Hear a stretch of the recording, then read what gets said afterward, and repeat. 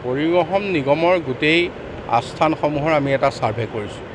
ক'ত কিমান মাটি আছে, কোনটো কি কামৰ কাৰণে উপযুক্ত হ'ব, আৰু তাৰ পিছতে আমি মাননীয় মুখ্যমন্ত্ৰী ডাঙৰীয়াৰ পৰামৰ্শ মতে সিদ্ধান্ত ল'ম যে আমি এই আস্থানসমূহ কেনেকৈ পুনৰুজ্জীৱিত কৰিব পাৰোঁ আৰু একোটা কেনেকৈ ব্যৱসায় কেন্দ্ৰলৈ তাক ৰূপান্তৰিত কৰিব পাৰোঁ। কলিয়াবৰত 3টা জেগাত আছে: কলিয়াবৰ, তিনিআলি, জখলাবন্ধা আৰু শিলঘাট। গতিকে ইয়াত কোনটো কেনেকৈ ধৰণে ব্যৱহাৰ হয় সেইখিনি আমি অধ্যয়ন কৰিছোঁ, সেইমতে কাম কৰিম। পৰিবহণ নিগমৰ গোটেই আস্থানসমূহৰ আমি এটা ছাৰ্ভে কৰিছোঁ।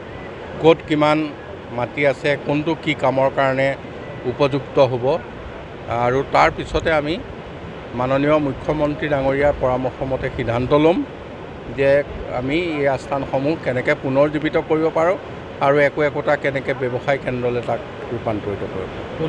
কলিয়াবৰত 3টা জেগাত আছে: কলিয়াবৰ, তিনিআলি, জখলাবন্ধা আৰু শিলঘাট।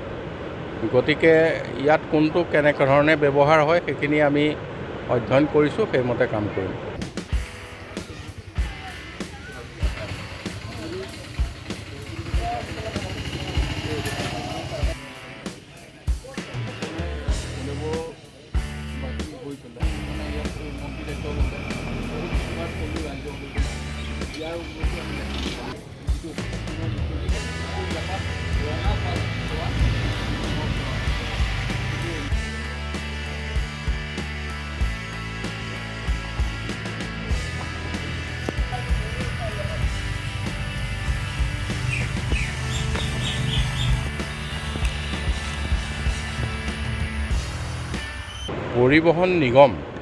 পৰিবহণ নিগমৰ গোটেই আস্থানসমূহৰ আমি এটা ছাৰ্ভে কৰিছোঁ।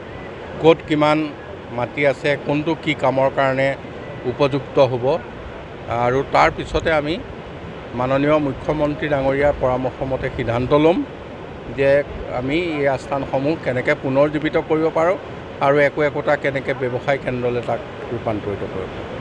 কলিয়াবৰত 3টা জেগাত আছে: কলিয়াবৰ, তিনিআলি, জখলাবন্ধা আৰু শিলঘাট। গতিকে ইয়াত কোনটো কেনেকৈ ধৰণে ব্যৱহাৰ হয় সেইখিনি আমি অধ্যয়ন কৰিছোঁ, সেইমতে কাম কৰিম। পৰিবহণ নিগমৰ গোটেই আস্থানসমূহৰ আমি এটা ছাৰ্ভে কৰিছোঁ। ক'ত কিমান মাটি আছে, কোনটো কি কামৰ কাৰণে উপযুক্ত হ'ব, আৰু তাৰ পিছতে আমি মাননীয় মুখ্যমন্ত্ৰী ডাঙৰীয়াৰ পৰামৰ্শ মতে সিদ্ধান্ত ল'ম যে আমি এই আস্থানসমূহ কেনেকৈ পুনৰুজ্জীৱিত কৰিব পাৰোঁ আৰু একোটা কেনেকৈ ব্যৱসায় কেন্দ্ৰলৈ তাক ৰূপান্তৰিত কৰিব পাৰোঁ। কলিয়াবৰত 3টা জেগাত আছে: কলিয়াবৰ, তিনিআলি, জখলাবন্ধা আৰু শিলঘাট। গতিকে ইয়াত কোনটো কেনেকৈ ধৰণে ব্যৱহাৰ হয় সেইখিনি আমি অধ্যয়ন কৰিছোঁ, সেইমতে কাম কৰিম।